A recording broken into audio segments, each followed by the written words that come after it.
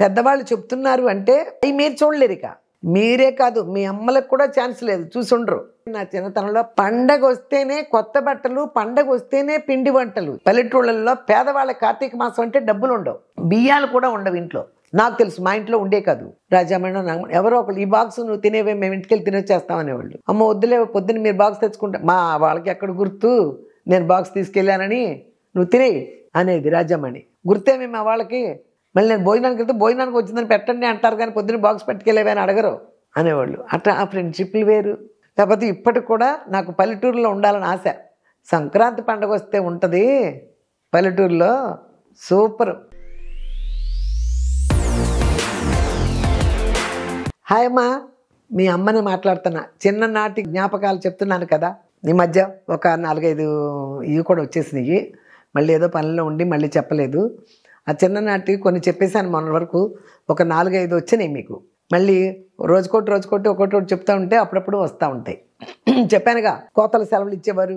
ఆ కోతల సెలవులకు వెళ్ళడం, ఎంతోమంది వేవ్స్లో కూడా రాశారు. అమ్మ మీరు పరిగెరడం, కోతల సెలవులకు వెళ్ళడం, కుప్పల నూరు చరిత్రలను చూడటం, అవన్నీ చాలా సంతోషం అమ్మ, చాలా హ్యాపీ అనిపించింది అని తెలిసిన వాళ్ళు ఉంటారు కదా, వాళ్ళందరికీ చాలా బాగా గుర్తొచ్చినాయి చిన్ననాటి జ్ఞాపకాలంటే. అదమ్మా, ఏదన్నా పెద్దవాళ్ళు చెప్తున్నారు అంటే అవి మీరు చూడలేరు. ఇక మీరే కాదు, మీ అమ్మలకు కూడా ఛాన్స్ లేదు, చూసుండ్రు.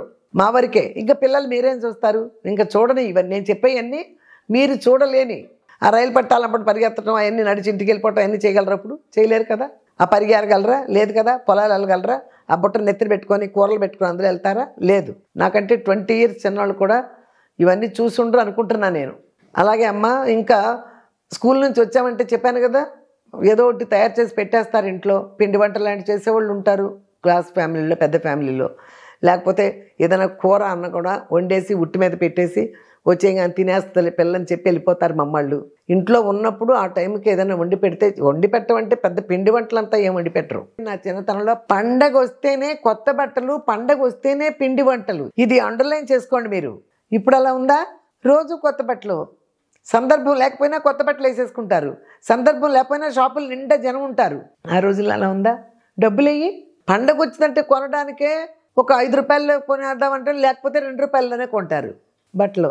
ఒక రకంగా చెప్పుకోవాలంటే దుర్భర జీవితం, కానీ హ్యాపీ అయిన జీవితం. కుళ్ళు, కుతంత్రాలు, కల్మషం ఏమీ ఉండదు. స్వార్థపరులు, స్వార్థం ఏమీ ఉండవు. ఎవరి దగ్గర డబ్బులు ఉంటే దాన్ని బట్టి బ్రతుకుతారు. ఆ లెవెల్లోనే. అప్పు చేసి పప్పు కూడా తినరు. మా ఇంట్లో అలా చేయరు. ఉన్న దాంట్లో ఇవాళ పచ్చడి అంటే పచ్చడే, అదే కూర. ఆ రోజు చారంటే చారే, పచ్చిపులుసు అంటే పచ్చిపులుసే. ఆ రోజు అంతే. అన్నం లేదా, బియ్యం లేవా? అప్పుడు కూడా పల్లెటూరులో నూకలు ఉంటాయి లేదు, నాకు తెలియదమ్మా. అప్పుడు నూకలు అమ్మేవాళ్ళు. బియ్యం లేవు. కార్తీక మాసం అని నవంబరు కోతలు వస్తున్నాయిగా, ఆ టైంలో చాలా కార్తీక మాసంలో పల్లెటూరులో కార్తీక మాసం అమ్మ ఏమున్నాయి అంటారు. అంటే డబ్బులకు కొరత అనమాట. కార్తీక మాసం అంటే డబ్బులకు కొరత. మనకు శివునికి సంబంధించింది కార్తీక మాసం, కానీ పల్లెటూళ్ళల్లో పేదవాళ్ళ కార్తీక మాసం అంటే డబ్బులు ఉండవు, బియ్యాలు కూడా ఉండవు ఇంట్లో. నాకు తెలుసు, మా ఇంట్లో ఉండే కాదు. నూకలు తెచ్చేవాళ్ళు. ఒక మూట అంటే తుమ్ముడు అంటే బస్తా పట్టిస్తే వడ్లు తూడు బియ్యం వస్తాయి. అలాగే నూకలు తెచ్చేవాళ్ళు. నూకలు వండేసేది మా అమ్మ. ఒక్కొక్కసారి ఏమన్నా కూర ఉంటే నూకలను కూడా పొడి పొడిగా వండి వంచేది. లేకపోతే వంచటాలు లేవమ్మా. పెద్ద కాకు నూకలను వండేసి జారుగా గంజన్నలాగా దించేసేది, అని తుప్పేసి. అంతే. అందరికీ ఆ పళ్ళాల్లో అది పోసేసేది, అది తాగేయటమే. చూసారా ఎటువంటి జీవితాలు అయ్యి. ఇప్పుడు ఈ జీవితానికి ఆ జీవితానికి అసలు ఏమైనా సంబంధం ఉందా? కొంతమంది దాని గురించి ఆలోచించరేమో. నేను అలా కాదు. జరిగిపోయిన రోజులు నాకు బాగా గుర్తు, ఎందుకంటే మర్చిపోలేము. అమ్మో అప్పుడు ఎలా ఉన్నాం, ఇప్పుడు ఇలా వచ్చామా? అసలు అప్పుడు బియ్యం కొనాలంటే డబ్బులుండే కాదు, పావలా సేరు. నాకు తెలిసి సేరంటే కిలో. అలాంటప్పుడు నూకలైతే అణానే 4 సేర్లు వచ్చాయి కదా. అలాంటి జీవితాలు ఉండే.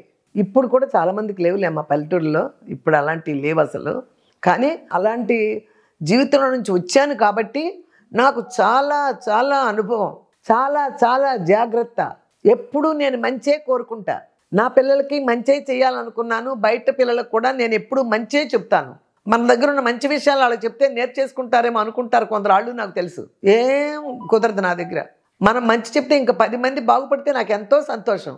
ఎంతోమందికి చెన్నైలో కూడా ఎంతోమందికి డబ్బులు దాచుకోమని, అక్కడ స్థలం కొనుక్కోండి, ఇక్కడ స్థలం కొనుక్కోండి, మీకు ఉన్న డబ్బుల్లోనే ఎంతో కొంత కొనుక్కో, అప్పుడు ఇంకా చవక ఉండే కదా, కొనుక్కోండి అని చెప్పేదాన్ని. మనం ఒకళ్ళు బాగా వసతిగా ఉన్నాం, మనం ఒకళ్ళు సూపర్గా ఉన్నాం, అసలు ఆ యాంగిల్లో నేను ఎప్పుడూ ఆలోచించనమ్మా. మళ్ళీ చెప్పాను, నాకు ఒక రకమైన మనసుకు ఒక రకమైన ఇది వచ్చేసింది అనమాట. ఏముందమ్మా, స్కూల్కి వెళ్తాం కదా, స్కూల్కి వెళ్ళినప్పుడు బాక్సులు కట్టుకెళ్ళేవాళ్ళు, స్టీల్ బాక్సులు. చెప్పాను మొన్న దాని గురించి. ఒక్కోసారి మా ఇంట్లో వంట ఉండదు, పొద్దున పూట రాత్రాన్ని ఉంటే చద్దనం తిని వెళ్ళిపోతా స్కూల్కి. మధ్యాహ్నం వాళ్ళు వండుతారు, ఎప్పుడో వండుతారో మరి, పొలాల నుంచి వచ్చి తెలీదు. వెళ్ళిపోయి వచ్చేదాన్ని కాదు. మా ఫ్రెండ్స్ ఉండేవాళ్ళు, నాగమణి, రాజామణి, వీళ్ళు ఉండేవారు.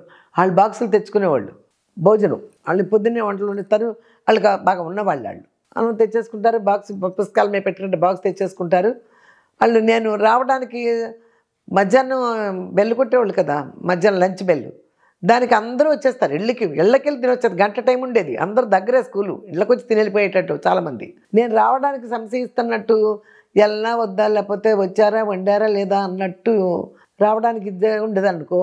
రాజామణి, నాగమణి ఎవరో ఒకళ్ళు, ఈ బాక్స్ నువ్వు తినేవే, మేము ఇంటికెళ్ళి తినొచ్చేస్తామనేవాళ్ళు. అమ్మ వద్దులే, పొద్దున్న మీరు బాక్స్ తెచ్చుకుంటా. మా వాళ్ళకి ఎక్కడ గుర్తు నేను బాక్స్ తీసుకెళ్ళానని, నువ్వు తినే అనేది రాజామణి. గుర్తేమే మా వాళ్ళకి.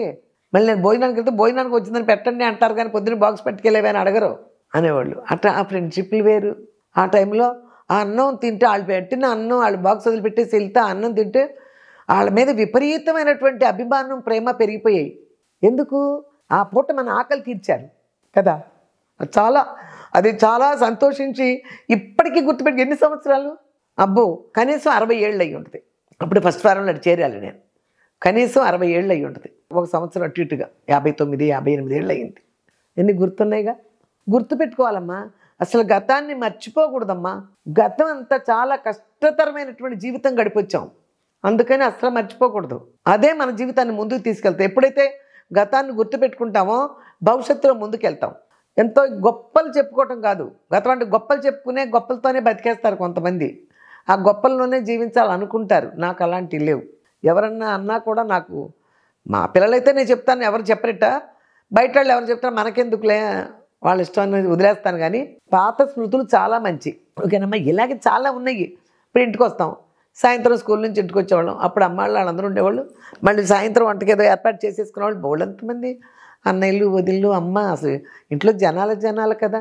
ఆ జనాల్లో నేనంతా, అమ్మ మధ్యాహ్నం వచ్చావా, రాలేదా, వాళ్ళు రాజామణి ఇచ్చిందిలే బాక్స్ తినేసా, అలాగా తినేసా, ఇప్పుడు తింటావా, కాసేపు ఆడుకొని వచ్చి తింటానులే అని ఇంట్లోనే కూర్చోమమ్మ. వాడకట్టు అంటే, అప్పుడు వాడకట్టు అంటారు ఇప్పటికి కూడా. పల్లెటూళ్ళల్లో ఉంటారుగా చదువుకునే పిల్లలు, వాళ్ళకి ఒకళ్ళకి వెళ్ళిపోతాం.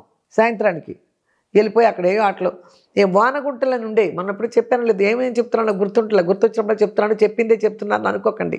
వానగుంటల నుండి చెక్కల్లాగా గుంటలతో ఉంటాయి 2 పక్కలు, ఇలా మూసేస్తాం. తర్వాత అది చింతపిక్కలు ఉంటాయి కదా, ఆ చింతపిక్కలు నిన్ను పోసుకుని ఒక్కొక్కళ్ళు వేసుకుంటా తీస్తూ ఇదే దాని పేరు వానగుంటలాట. దాడీలు ఆడుకునే వాళ్ళు దాడీలు, వానగుంటల వాళ్ళు వానగుంటలు, చింతపిక్కలు ఆడుకునే వాళ్ళు చింతపిక్కలు. ఒకటా ఎన్ని ఆటలు, కుందుగుట్లు.